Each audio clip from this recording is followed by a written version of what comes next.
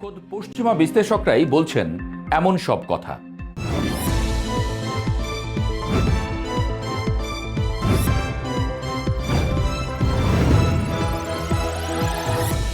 মধ্যপ্রাচ্যের ভূরাজনীতিতে ইসরায়েলি গোয়েন্দা সংস্থাগুলোর যে অজেয় ভাবমূর্তি ছিল তা যেন এখন এক বিশাল প্রশ্নবোধকের সামনে দাঁড়িয়ে। বিশেষ করে ইরানে হামলার পরিকল্পনা এবং এর পরবর্তী প্রতিক্রিয়া মূল্যায়নে ইসরায়েল এবং তার প্রধান মিত্র যুক্তরাষ্ট্রের গণিত যে মারাত্মকভাবে ভুল ছিল তা এখন সমরবিদদের আলোচনায় উঠে আসছে বারবার।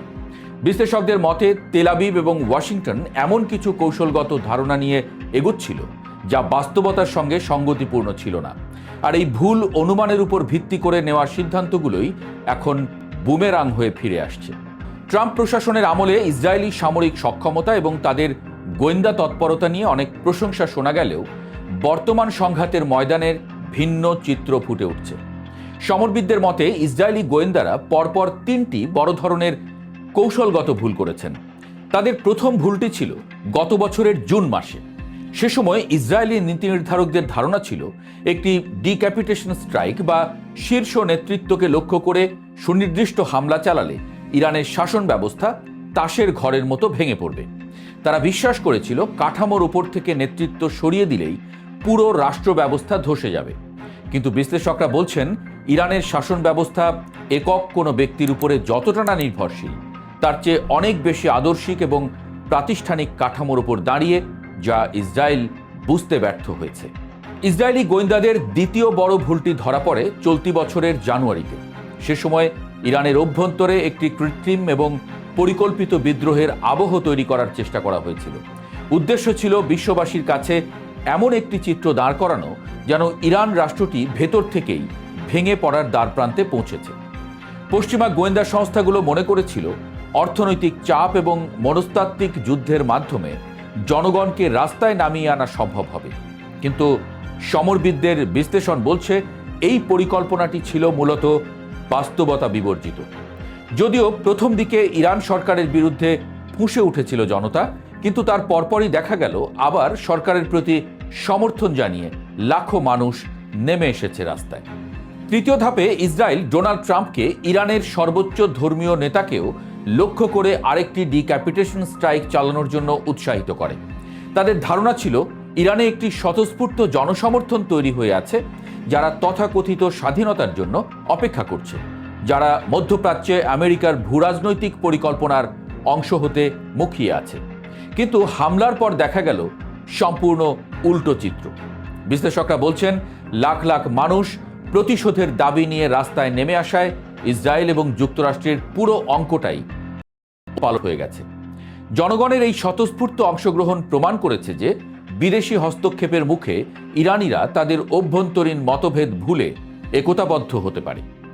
প্রতিরক্ষা বিশ্লেষকদের মতে এই সংঘাতের ফলে পুরো অঞ্চল জুড়ে এখন মার্কিন দূতাবাস এবং সামরিক ঘাঁটিগুলোতে হামলার তীব্র উত্তেজনা ছড়িয়ে পড়েছে। প্রেসিডেন্ট ট্রাম্প এখন এক অত্যন্ত জটিল এবং সংবেদনশীল পরিস্থিতির মুখোমুখি। বিশেষ করে পারস্য উপসাগরীয় দেশগুলোর প্রতিরক্ষা সক্ষমতা নিয়ে নতুন করে দুশ্চিন্তা দেখা দিয়েছে। সামরিক বিশ্লেষকরা লক্ষ্য করেছেন উপসাগরীয় মিত্র দেশগুলোর প্রতিরক্ষা মিসাইল এবং ইন্টারসেপ্টরের মজুদ দ্রুত ফুরিয়ে যেতে শুরু করেছে।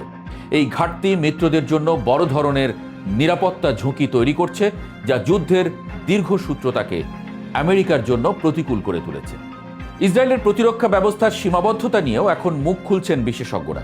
যদিও ইসরায়েল তাদের কতগুলি প্রতিরক্ষা মিসাইল ব্যবহার করেছে তা অত্যন্ত গোপনীয় তথ্য হিসেবে রাখে, কিন্তু বিভিন্ন ভিডিও ফুটেজ বিশ্লেষণ করে সমরবিদরা বলছেন আকাশ থেকে ধেয়ে আসা প্রতিটি ইরানি মিসাইল ঠেকাতে ইসরায়েলকে 8টি, 10টি, এমনকি কখনো কখনো 12টি পর্যন্ত ইন্টারসেপ্টর বা প্রতিরোধী মিসাইল ব্যবহার করতে হচ্ছে। সাবেক ব্রিটিশ কূটনীতিক এবং গোয়েন্দা কর্মকর্তা অ্যালিস্টার ক্রুকের মতে ইরানের মিসাইলগুলি এখন পরিবর্তনশীল গতিপথ ব্যবহার করছে, অর্থাৎ এগুলো মাঝপথে দিক বদলাতে সক্ষম।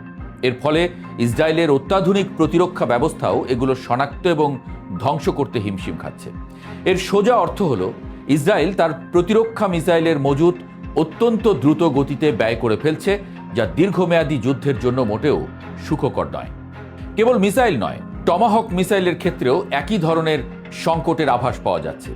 সমর বিশেষজ্ঞদের অনুমান ছিল যুদ্ধ শুরুর আগে মার্কিন ডেস্ট্রয়ারগুলিতে প্রায় 500 থেকে 600 টমাহক মিসাইল মজুদ থাকতে পারে, কিন্তু ইরানে চলমান হামলায় ইতোমধ্যে সেই মজুদের বড় একটি অংশ ব্যবহার হয়ে গেছে। কারণ ইরানে যেসব লক্ষ্যবস্তুতে আঘাত হানা হচ্ছে তার বেশিরভাগই করা হচ্ছে টমাহক দিয়ে। যদি হামলার গতি এমন থাকে তবে আমেরিকার নিজস্ব সামরিক সক্ষমতা এবং বিশ্বজুড়ে তাদের রণকৌশলগত ভারসাম্য ঝুঁকির মুখে পড়তে পারে, এমনটাই মত বিশ্লেষকদের। এই যুদ্ধের আরেকটি রহস্যময় দিক হল বোমা বর্ষণ শব্দটির ব্যবহার। সাধারণ মানুষের ধারণা হতে পারে যে ইসরায়েল বা আমেরিকান যুদ্ধ বিমান ইরানের আকাশে উড়ে গিয়ে বোমা ফেলছে, কিন্তু অ্যালিস্টার ক্রুকের মতো বিশেষজ্ঞরা বলছেন এখন পর্যন্ত আমেরিকান বা ইসরায়েলি কোনো বিমান ইরানের আকাশ সীমায় প্রবেশ করেছে এমন কোনো সুনির্দিষ্ট প্রমাণ নেই। মূলত ইরানের আকাশ প্রতিরক্ষা ব্যবস্থার সক্ষমতাকে ভয় পেয়েই হয়তো তারা সরাসরি বিমানের বদলে দূরপাল্লার মিসাইলের উপর নির্ভর করছে। সমরবিদদের মতে ইরানের আকাশসীমা এখনও দুর্ভেদ্য রয়ে গেছে, যা মার্কিন এবং ইসরায়েলি পরিকল্পনাকারীদের জন্য বড় এক উদ্বেগের কারণ। ওয়াশিংটনের মিডল ইস্ট ইনস্টিটিউটের জ্যেষ্ঠ ফেলো এবং ইরান বিশেষজ্ঞ অ্যালেক্স ভাতানকার মতে ট্রাম্প প্রশাসন কোনো স্পষ্ট এবং টেকসই পরিকল্পনা ছাড়াই ইরানে হামলা শুরু করেছে। তিনি মনে করেন শুধু সামরিক অভিযানের মাধ্যমে শাসন ব্যবস্থা পরিবর্তন করা সম্ভব নয়, এর জন্য প্রয়োজন একটি সুনির্দিষ্ট রাজনৈতিক প্রকল্প।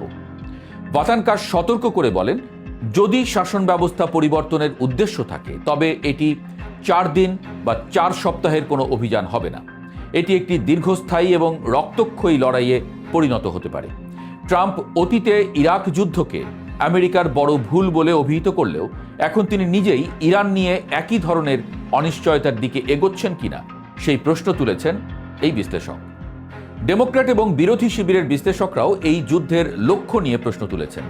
প্রতিনিধি পরিষদের ইন্টেলিজেন্স কমিটির সদস্য জিম হাইমস প্রশ্ন তুলেছেন যে এই হামলার শেষ কোথায়। তিনি মনে করেন আকাশপথে বোমা হামলা চালিয়ে কোনো দেশে শাসন ব্যবস্থা পরিবর্তনের সফল উদাহরণ বিরল। মার্কিন সামরিক বাহিনী কোনো দেশে সন্তোষজনকভাবে শাসন ব্যবস্থা পরিবর্তন করতে পেরেছে এমন উদাহরণ নেই বললেই চলে।